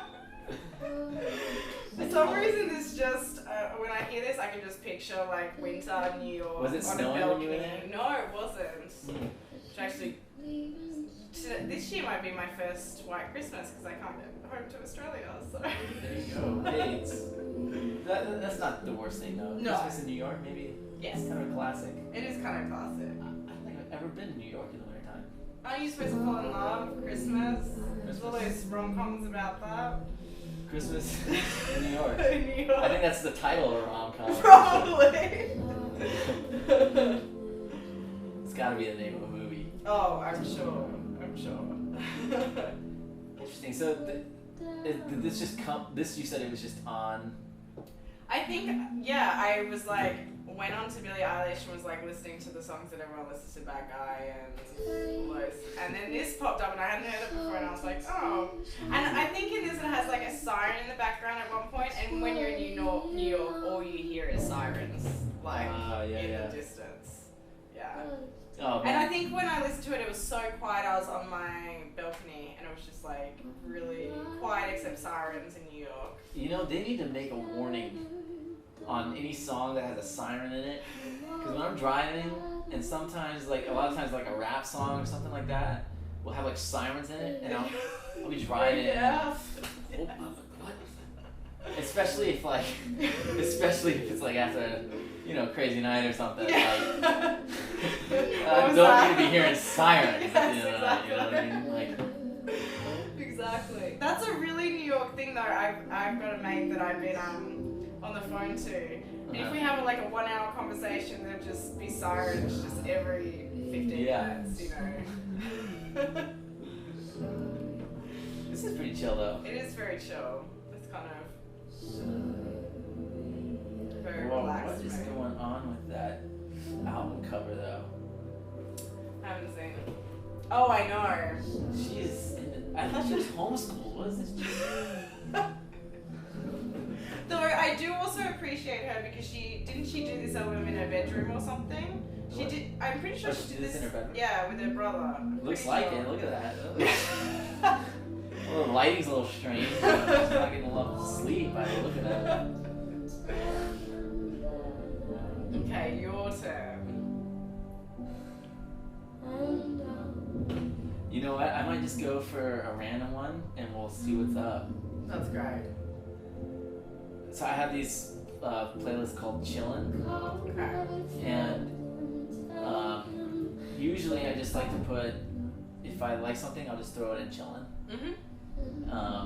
And I've been doing it for like years now. So in a normal Chillin, there'll be like 2,000 songs or so. And right now we're on Chillin 5. So. Oh gosh, well at least your playlist just lasts and lasts. So you know, I just want to give you the severity of Okay. we're probably playing Russian roulette a little bit if I click shuffle here because I don't know what's going on. I'm ready for this. All right, let's see what's up.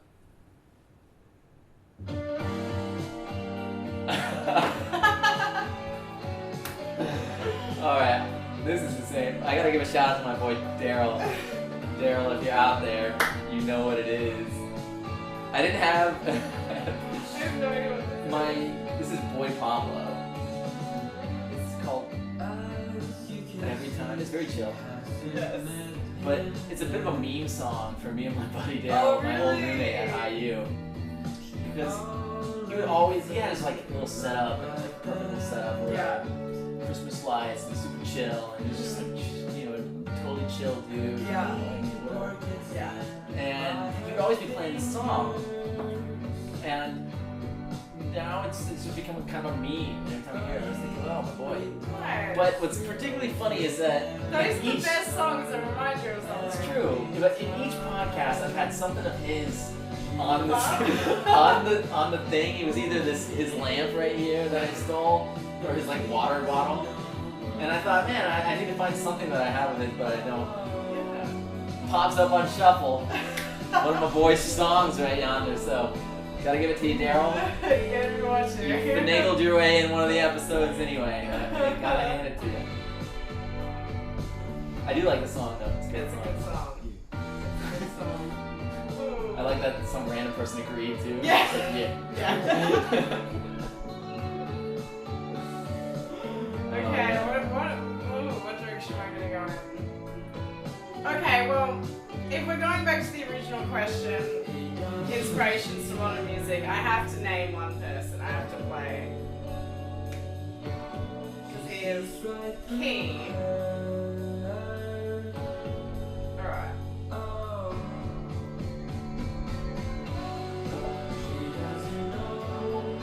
Keep going into the run search button.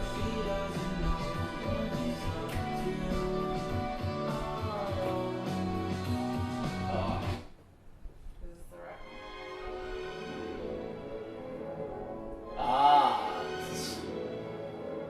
I just played it. This.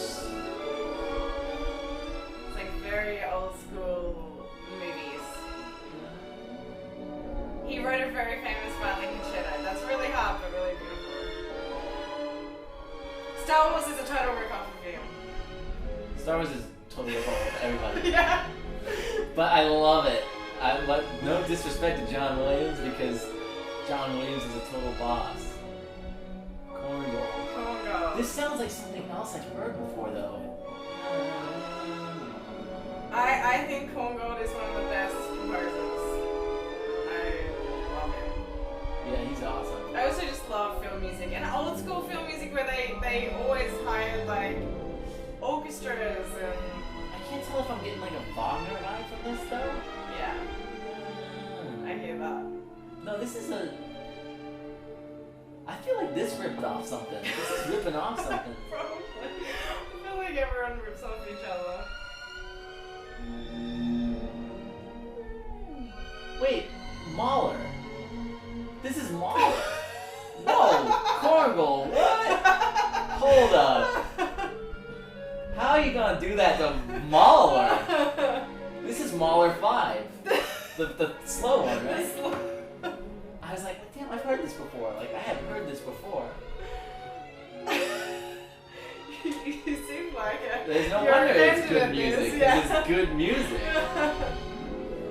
How dare you say this John Williams ripped off Korngold here when Korngold's in the middle of ripping off some Mahler. This is a family tree of everyone ripping off each other. It's all love. That's what it is. It's all love. But this is another thing I love, other than just disturbing weird music, is very soaring, beautiful, schmaltzy. I love schmaltz. Schmaltzy music. Schmaltzy music is great.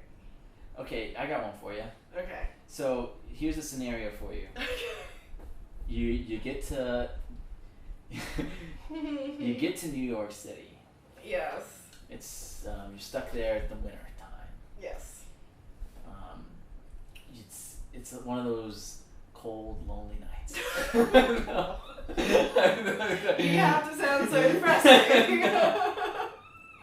It's only because the song is that way. Oh, okay, so this is what I'm But it would be listening perfect to. for. I've already thought the scenario for myself many a time. Oh, okay. So, but hear me out here. You go into a little saloon, a little bar. Okay.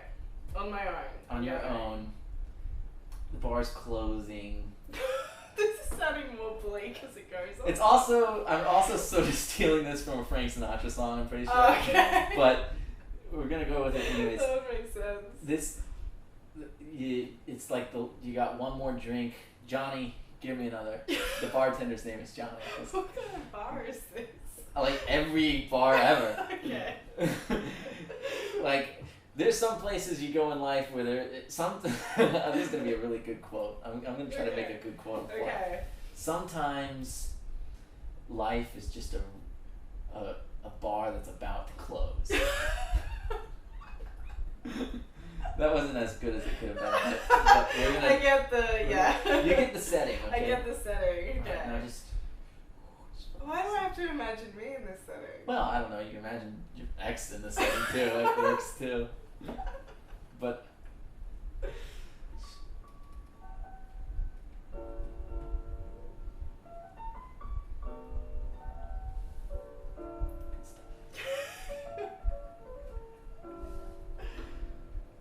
I'm just picturing the scene. I've been loving this lady recently. Who is it? You know Nina Simone? Oh, yes.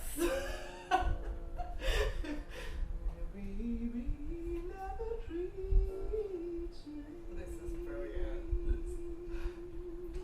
Pour me another Johnny. I love how we're just massively nerding out to music. It's snowing out.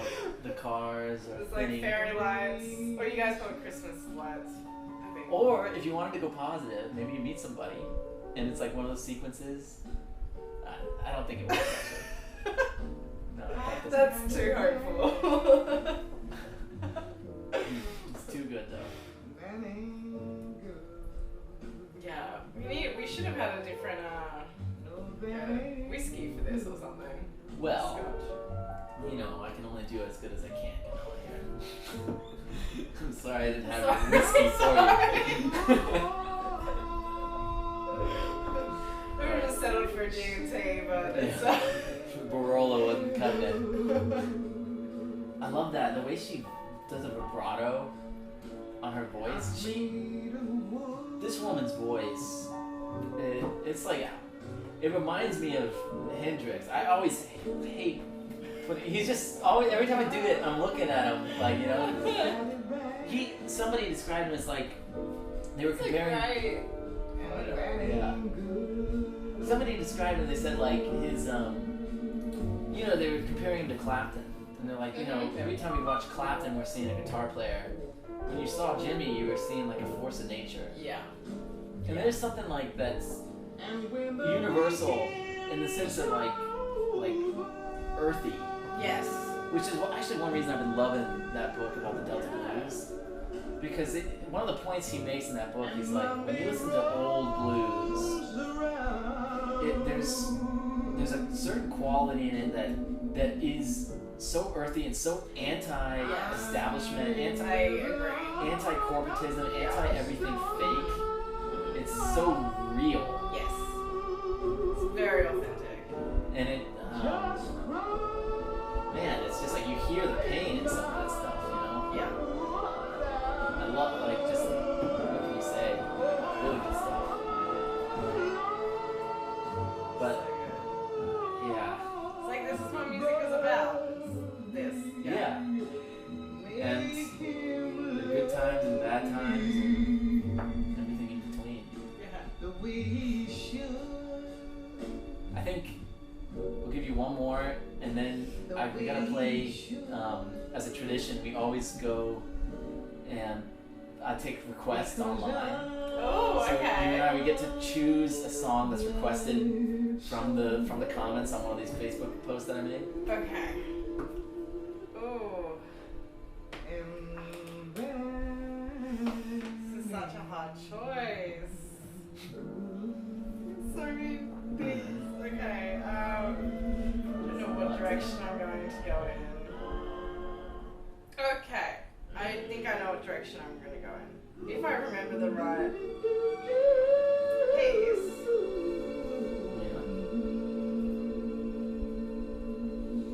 Ew. Wait. What have you need done? help. No. Okay, so I could have gone a million. I could go a million different directions, but I'm gonna play a piece that maybe some people haven't heard. Oh, I hate when it does that. So I know what happened. This thing Oh yes, this decided thing to go keeps, right yes, down that's what there, happened. right where you're trying to press it. You know what's the the search worst? button. Is when it goes down and I'm trying to type, and it's just in there. Like normally it goes up just a little bit before, but sometimes it's just like chilling right at like on my keyboard. I was trying to press the search button. I It's know. not working. It happened to me actually just then. Okay, so this is from. I really like film music. Mm-hmm. and this is from, I think, a 1993 movie. It lost out. It got nominated for a lot of awards and lost out because it was against like Schindler's List, and like it just got the worst year for the score. But it was like nominated best score, and I think it was set in New Zealand from memory. It's great. Okay, so this is something. If this is the wrong. Thought I'd play this instead of a piece that everyone's heard.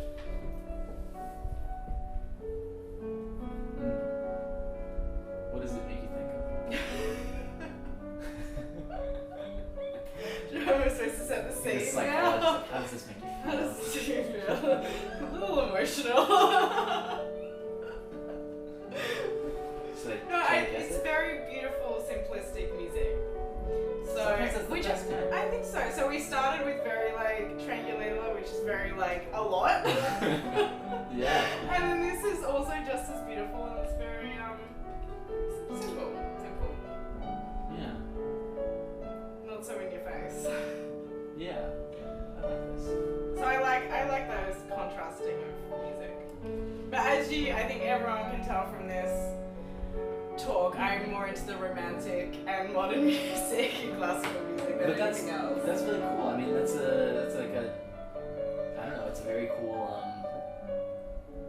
aesthetic. I'm using this word so much more because of Erin.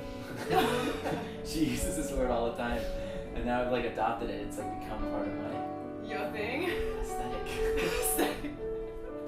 Like, I know I'm generalizing so much here, Mm-hmm. but I feel like a lot of people who are into contemporary music also specialize in Baroque music. In rock? In Baroque music? Baroque music. Baroque music. We say Baroque in That- Australia. Whatever that Baroque. was, just kind of crazy, but We also say Debussy, and I think you guys say Debussy. So you say Debussy? Yeah. Debussy. I don't think Australia's pronouncing anything right, but we're very sure in this fact that it. Whatever. Teach their own. So country Baroque their own. music and contemporary, and I've always found more romantic in contemporary. Huh. Yeah. I love Baroque music too, but I love romantic music. I love Yeah. classical even. I Yeah, same. I mean, I love Beethoven orchestral works. So much fun to play. I found that my taste is like shifting. Yes.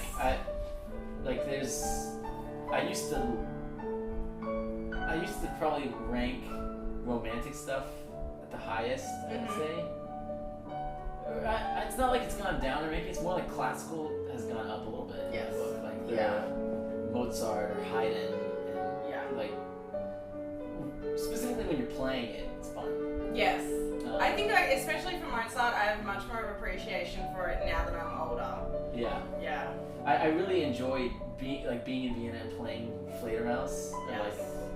Or actually being in Berlin and playing Mozart. We did Magic Flute and Oh wow. we did Magic Flute and Marriage of Figaro. Oh okay. So it was a lot of. I was way busier in Berlin than I was in Vienna. Yeah. I had to have something with strings coming in. Wow, that's great. Oh, that's schmoozy. You got So your romantic schmoozy. schmoozy in there, yeah. That's black and white Yeah. Casablanca all the Yeah, I way. know. So good. I'm so schmaltzy and hot. Like. The Scent of Love. Yes. Music from the motion picture. Oh. What is this from? It's called the piano. Jane Campion. Campion. Jane Campion. Yeah, great director. So you're familiar with this movie? Yes. I've not seen it. Yeah, movie music, It's really. when it's well done, it makes it a thing, you know? Yes, 100%. Yeah. I was just thinking of the movie then. It's a really good movie. It's a great. So is that like the end, or is that just a random part in the middle? That's in the middle. It gets Alright. very dramatic in the movie.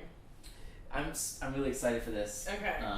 Because my last podcast, only one person had commented on my request to put down your comments of whatever you want to hear in the next one. But this time, I just made a standard, its own Facebook post for it. Okay. And we got some responses. So Okay. what we're going to do is we're going to choose which one we want to, I guess I just, the easier way to just do this. Go on my own little Facebook page here. This is exciting. I feel like we got through a lot of music. Yeah, we did. So some of these people I feel like might be trolling here. Somebody said Cardi B. So I think that's Christina, my coworker. She's trolling. I'm not about to play Cardi B. Are you sure? Unless we really. Somebody says Kanta by Amo Amo, Justin White. Somebody says We Are the Dinosaurs by Laurie Berkner. I don't know. Alex Harrington, she was at FSU for a little bit. Oh, really? Actually, Justin was too, I think. I know. Sarah Wagner says, I'd love to hear your take on some old school blues like Howlin' Wolf track or anything B.B. King. Sarah, I will get you that at some point. I don't know. We've kind of, I don't know if we want to end on blues here. Yeah, we already. Ooh, my voice kind of just broke. No worries. Ian Michael Elmore, I think he's a conductor in the Louisville area, I believe. He says an argument / The Shrine by Fleet Foxes.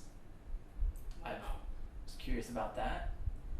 Benjamin sung Beyonce Girls. Then I mean, we might have to. No, I feel like we gave Ben enough love. That's true. At the beginning of this episode. Peter Yang, my friend here, Twice. What is Love? Twice is a band that my buddy Daryl likes. Okay. So I feel like we should rule that out because we've already talked about it. We've already, yeah. I'm noticing a theme.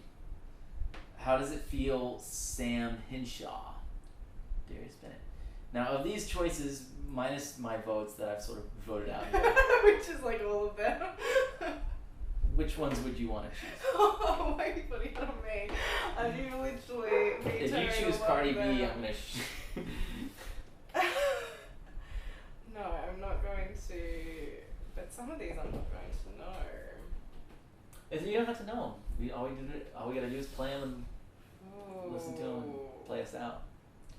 I wonder how long this podcast is. This must have gone for a couple hours. I don't even know what the time is. What do you know? What time did you get here? 8? It's a couple of hours.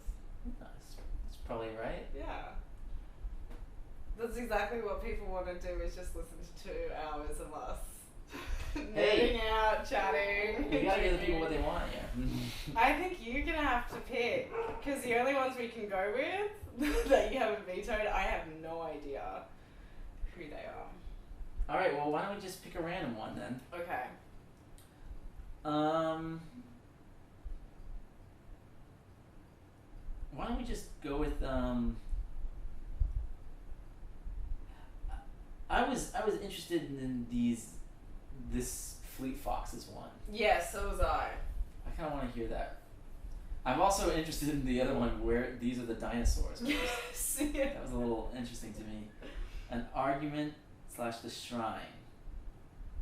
Okay. An argument. I'm gonna finish this.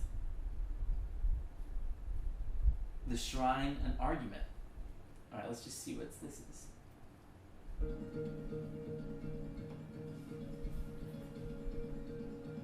I went down among the dust and pollen to the old stone fountain in Very Americana feel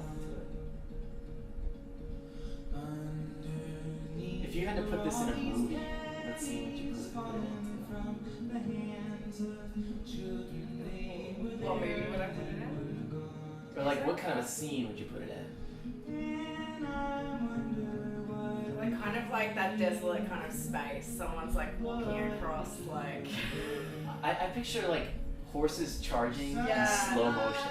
Ooh, Like riding into like battle or something. Yes. Oh, I see that. I see that. But now I don't. That Took a happened. bit of a move change. Kind of went a little backwards. But it does feel like an epic Led Zeppelin type vibe. Yes. to it, Yes. Which I dig. Battle of Evermore, I guess is. I'm definitely getting Simon and Garfunkel vibes. Are you? It kind of sounds like Art Garfunkel to me. Yeah.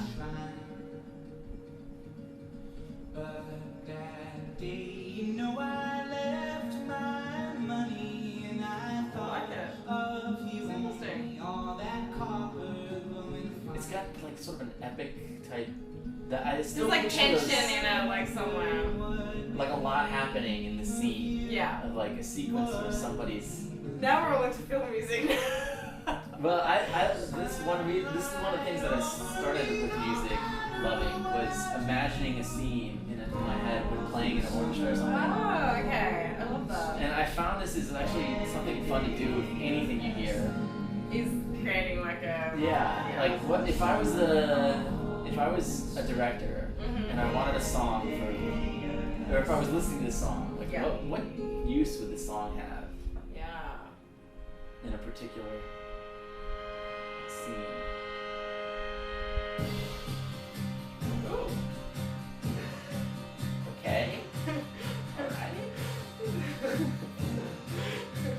It's funny, there's been a couple of times in this track that we've gone a bit like Yeah. sideways somewhere. Maybe this is the perfect song to end us out. It's, Maybe. represents the stark contrast. The stark contrast. All we need is to get particularly like Penderecki at the end, and it's like the podcast in reverse.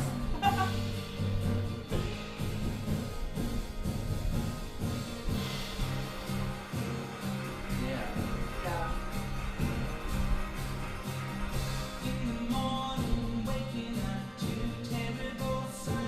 I gotta say, this is kind of like ruining my sequence here, though. I don't know what. Maybe it's got to be more intense. I can still imagine the forces. Yeah. It's got a drone, a bit of a drone view that you like. True. Yeah.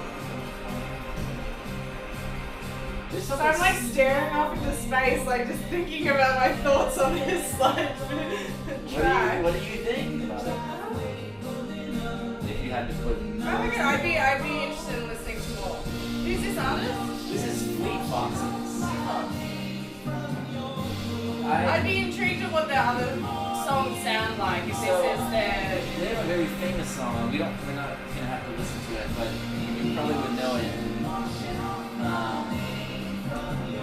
And yet,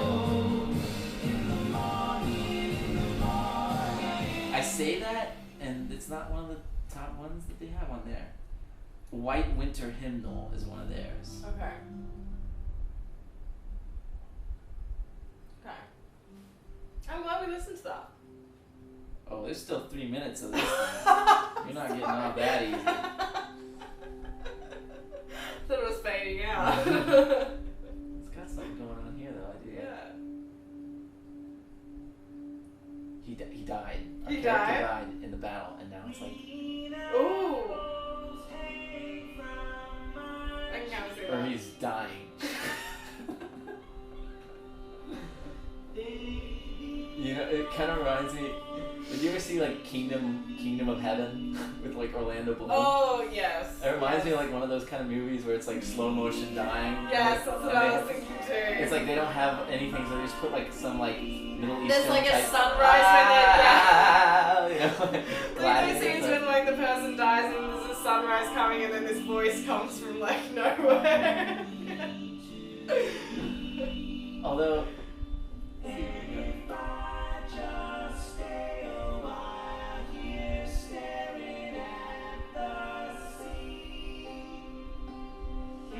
You know,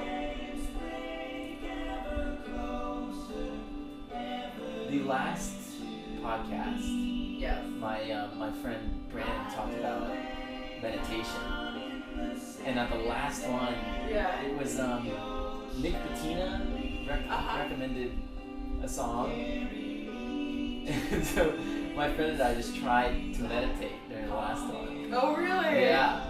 How did that go? It was harder for me actually. Yeah. I had struggled with it because I fancied myself being able to meditate. I would try to often meditate before like performances, Okay. like just to get grounded. Mhm. But I found it very difficult that time. But it was sounding like for a minute like it was gonna go into like some drone. Now Yes. it's just sort of chilled back a little Yes. bit.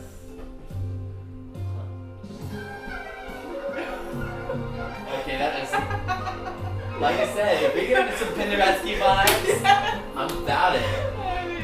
I would roll my dice for some Penderecki. I love it. I just don't even know where this space is going. Well, he's clearly not going to heaven. So it looks like our main character, I feel like we're back to a little disturbing again. Like. at the best, our main character is like in purgatory. Yes. It's not looking great for him, I will say that. I was like, I don't really dig weird stuff like this. Like, I'm kind of here. I know. I feel bad because I'm not. This is not how you listen to music. You don't start cracking jokes about it. You really try to open yourself up to it. But I just wasn't expecting it. Was the thing. It's a very sudden shift. I'd also be Instrumentation. interested. I was just gonna say, I'd be interested in like how this is scored or like what instruments are playing right now. Or like Like a what- zoo? Yeah. Wow, I like that. I really like this. That whatever that thing was, that The it sounded like a guitar still with some effect on it. I don't know what it was.